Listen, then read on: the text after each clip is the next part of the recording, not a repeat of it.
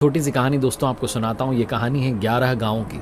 एक पंचायत में 11 गाँव थे जहाँ पिछले कई सालों से सूखा पड़ रहा था, अकाल पड़ रहा था। उन 11 गाँव के लोग परेशान थे और बार बार सरपंच साहब के पास जाते थे, कहते थे कुछ करवाइए। और वो कहते थे सरकार जितनी मदद कर सकती है उतनी कर रही है, अब क्या किया जाए अगर बारिश नहीं हो रही है। किसी ने उन्हें सलाह दी कि यहाँ से 100 किलोमीटर दूर एक मंदिर है जहाँ पुजारी जी रहते हैं और वो हवन करवाते हैं। अगर उन्होंने वर्षा वाला हवन करवा दिया तो आपके गाँव में अवश्य वर्षा होगी, लेकिन आपको वहाँ जाकर के उनसे मिलना पड़ेगा। 11 गाँव से कुछ लोग जो थे इकट्ठे होकर के बस से गए। 100 किलोमीटर दूर वो मंदिर था, जाकर के मिले पुजारी जी से। उनसे कहा कि हमारे गांव में कई सालों से सूखा पड़ रहा है, बारिश नहीं हो रही है। पुजारी जी ने कहा चिंता मत कीजिए। मुहूर्त निकाला, तिथि बताई, समय बताया, कहा कि आप एक काम कीजिएगा, 11 गाँव से, हर एक गाँव से एक एक प्रतिनिधि यानी कि 11 लोग जो हैं मेरे पास आ जाइएगा, हवन करवाया जाएगा, देखना आपके यहाँ पर वर्षा अवश्य होगी। 11 गांव के लोग बड़े प्रसन्न हुए, जाकर के अपने अपने गांव में ढिंडोरा पीट दिया, बता दिया कि भैया बारिश होने वाली है, हवन होगा, उसके बाद बारिश ही बारिश। जो तिथि थी, जो मुहूर्त था, समय था, तय समय पर ये लोग पहुंच गए बस में बैठ कर के वहाँ मंदिर तक। और 11 लोग जब हवन में बैठे तो पुजारी जी की दृष्टि जो थी, एक व्यक्ति पर विशेष दृष्टि थी, बार बार उसको देख रहे थे। जब हवन संपन्न हुआ, पुजारी जी ने प्रसाद बांटा तो उन्होंने कहा कि देखो बुरा मत मानना, लेकिन मैं एक बात कहना चाहता हूँ, ये जो हवन है ये सफल तो हो गया है, लेकिन सिर्फ एक गाँव के लिए।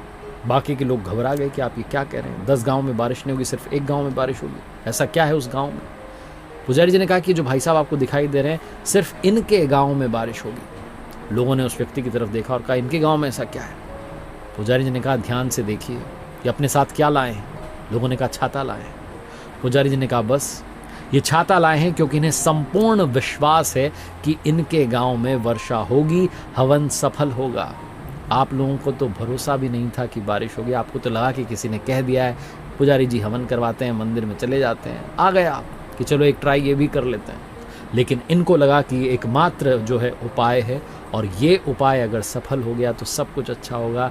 इसलिए हवन में तो 11 लोग बैठे थे, लेकिन सिर्फ एकमात्र व्यक्ति ऐसे थे जो संपूर्ण भाव से, संपूर्ण विश्वास से बैठे थे कि प्रभु का हवन हो रहा है, पूजा हो रही है, यज्ञ हो रहा है, पक्के से मेरे गाँव में बारिश आएगी। आप देख लेना, आज सिर्फ इन्हीं के गांव में बारिश आएगी, बाकी गांव को भी प्रतीक्षा करनी पड़ेगी।